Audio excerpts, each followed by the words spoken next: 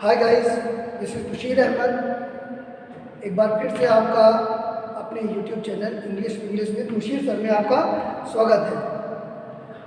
जैसा कि UP board के सिलेबस क्लास 9th में इससे पहले एक आपकी पोएम पढ़ाई गई थी, उसका पार्ट 1 आपको पढ़ाया गया था, the 7 ages of a man.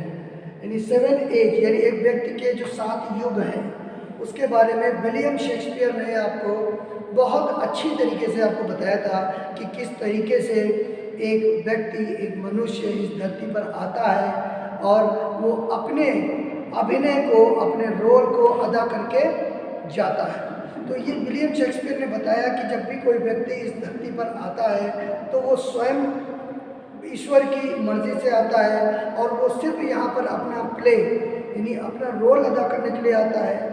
उसके अपने ऊपर कोई नियंत्रण नहीं होता क्योंकि उसका नियंत्रण ईश्वर के हाथों में होता है। ईश्वर ही उसकी बागडोर संभाले होते हैं। तो इस तरीके से वो बताते हैं कि किस तरीके से सबका अपना अपना आगमन है और उनका प्रस्थान भी उसी तरीके से है। सब अलग अलग तरीके से आते हैं।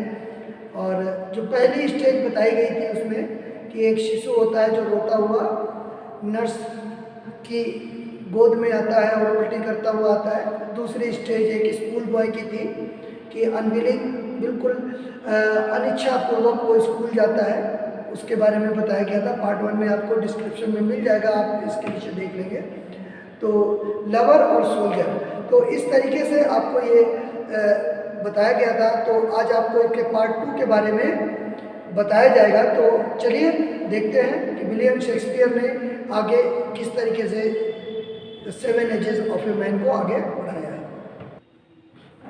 पैसेज नंबर 3 है, इसको jealous in honour, sudden and quick in quarrel, seeking the bubble reputation even in the cannon's mouth, and then the justice in fair round belly with good capon lined, with eyes severe and barred, beard of formal cut, full of wise saws and modern intenses।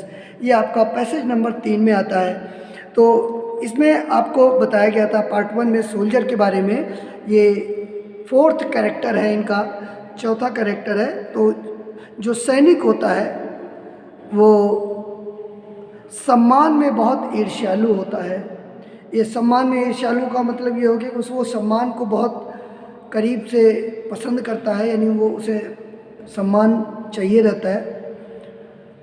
Sudden और and quick in quarrel, वो बहुत तीव्र होता है। Sudden मतलब कोई भी काम वो जल्दी में कर लेता है। ऐसा नहीं है कि वो सोचे विचारे फिर उसके बाद कोई काम करे। तो जो भी काम करता है वो बहुत जल्दी कर लेता है। और झगड़े में भी वो बहुत जल्दी होता है। उसे जब भी कभी कोई आर्मी या बॉर्डर पर लड़ाई चलती है तो वो तुरंत तैयार हो जाता है कि हाँ उसे लड़ना है। इस तरीके से एक सैनिक होता है। सीकिंग द बबल रेपुटेशन, और उसकी जो प्रतिष्ठा होती है, रेपुटेशन जो प्रतिष्ठा होती है वो एक बुलबुले की तरह होती है। इस तरीके से वो अपनी रेपुटेशन, अपनी प्रतिष्ठा जो है वो बुलबुले में खोजने की कोशिश करता है। Even in the cannon's mouth, और चाहे भले ही वो मृत्यु के सामने खड़ा हो। हालांकि यहाँ पर कैनन्स माउथ का मतलब होता है तोप के सामने। तो अगर देखा जाए तो सैनिकों को अगर मुश्किलों के सामने खड़ा कर दिया है तब भी वो हिम्मत से खड़े रहते हैं। तो तोप के सामने खड़े होने के बावजूद भी वो अपने रेपुटेशन के लिए जीता है और रेपुटेशन के लिए ही मरता है। तो आगे इसमें जो इनका 5th कैरेक्टर है जो विलियम शेक्सपियर ने इनको डिस्क्राइब किया है इस पोएम में, एंड देन द जस्टिस। अब किसकी बात आ रही है? जज की आती है बात। तो अब वो जज का रोल अदा करता है। इन फेयर राउंड बेली, उसका एक बड़ा एक मोटा सा पेट रहता है जो बिल्कुल फैमिलियर होता है, जाना पहचाना होता है कि बड़ा पेट होता है एकदम फेयर। विद गुड कैपन लाइंड, जिसमें वो कैपन का मतलब होता है एक प्रकार का ये मुर्गा होता है, ठीक है। तो वो उसका कहने का मतलब ये होता है कि वो जब इतना बड़ा पेट लिए बैठा होता है तो उसके पेट के अंदर ना वो कई सारे मुर्गे खा चुका होता है। उसका ये मतलब है कि वो मुर्गे कई प्रकार के मुर्गे को खा चुका होता है। कैपेनलाइंड विद आइज सेवर, और उसकी आंखें बहुत गंभीर होती हैं। उसकी आंखें बहुत गंभीर होती हैं। किसकी आंखें गंभीर होती हैं? जज की आंखें बहुत गंभीर होती हैं।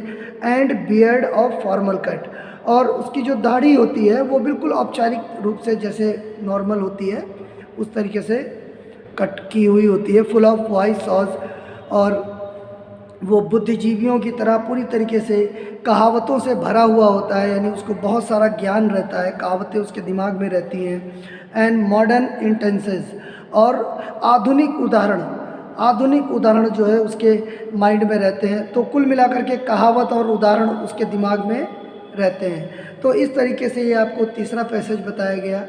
अब आपको चौथे पैसेज के बारे में बताते हैं कि उसमें क्या बताया गया है। And so he plays his part, और इस तरह से वो अपने अभिनय को अदा करता है।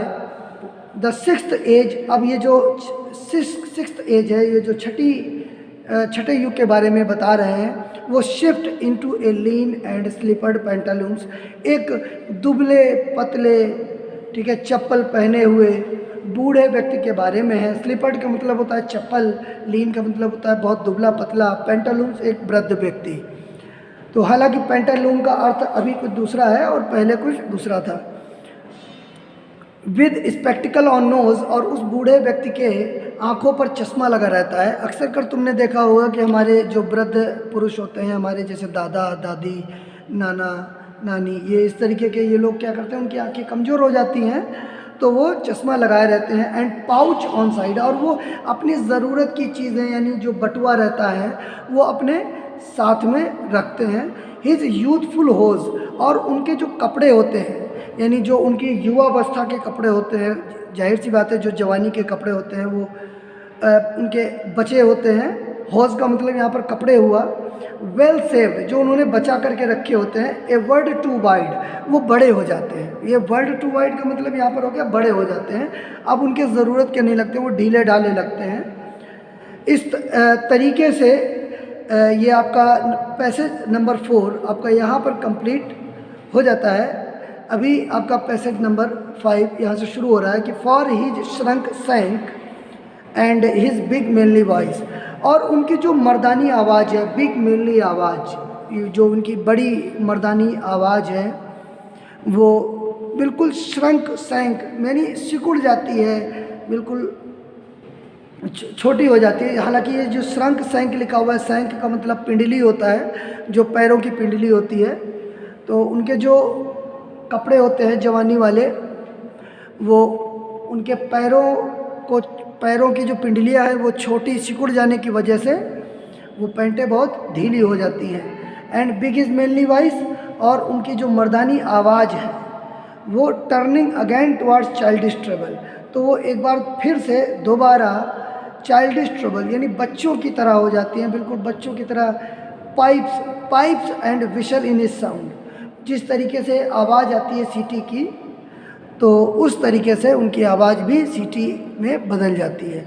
अच्छा, लास्ट सीन ऑफ ऑल, जो अंतिम जो दृश्य है वो यानी जो उसकी 7th एज है वो कौन सी है? Last scene of all that ends this strange eventful history, जो अंतिम इनका जो युग रहता है वो सभी प्रकार के इनके घटनामयी जीवन को या घटनामयी इतिहास को इनको जो है ख़त्म कर देता है। यानी इनकी जो एज है वो बिल्कुल समाप्ति की ओर होती है, वो बिल्कुल बूढ़े हो चुके होते हैं।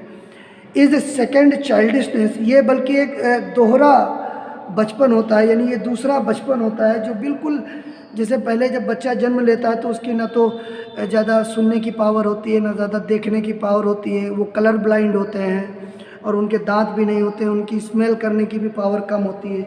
उसी तरीके से ये दोहरा जो इनका जो जीवन है यानी जो बचपन है ये वापस लौट के आता है। हालांकि उसमें उनको संभालने के लिए बहुत लोग होते हैं, लेकिन आज के वक्त में वृद्ध लोगों को संभालने के लिए बहुत कम लोग आगे आते हैं। एंड मेयर ऑब्लिवेंट, लेकिन पूरी तरीके से ये भूलने की जो इनकी प्रवृत्ति है, ऑब्लिवेंट का मतलब होता है कोई चीज़ मतलब भूलने की जो एक प्रवृत्ति होती है उसको कहते हैं। तो सेंस का मतलब बिना हो गया, बिना, sans teeth, sans eyes, sans taste, sans everything, बिना दांतों के, बिना आँखों के, बिना किसी स्वाद के और बिना सब कुछ के, यानी कोई भी चीज़ें अब उनके लिए कोई भी मायने नहीं रखती हैं। तो इस तरीके से ये इस पोएम की समाप्ति होती है। ये पार्ट 2 में आपको पूरी पोएम कंप्लीट करा दी गई है। इसका पार्ट 1 आपको पहले ही डिस्क्रिप्शन में भेज दिया गया है, अगर आपने नहीं देखा है तो आप देख सकते हैं। और इस पोएम को पूरा समझने के लिए आप हमारे चैनल को इंग्लिश विद मुशीर सर को सब्सक्राइब करें और आगे की वीडियोस भी हम आपको इसी तरह से अपलोड कराते रहेंगे। तब तक के लिए थैंक यू सो मच।